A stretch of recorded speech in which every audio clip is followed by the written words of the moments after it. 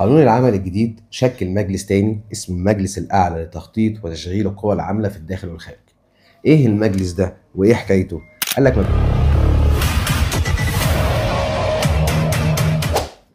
القانون الجديد الحقيقة عامل ميزة مهمة جدا وقلناها قبل كده، اللي هو المجلس الأعلى لتنمية مهارات الموارد البشرية. بس الخطوة اللي عملها أحسن كمان إن هو عمل حاجة اسمها المجلس الأعلى الخاص بالتخطيط وتشغيل القوى العاملة في الداخل والخارج. والمجلس ده هيكون له برضه أعضاء ورئيس مجلس. طب مين رئيس المجلس؟ الوزير المختص، بالإضافة إن هو هياخد ممثلين عن كافة وزارات التانيين.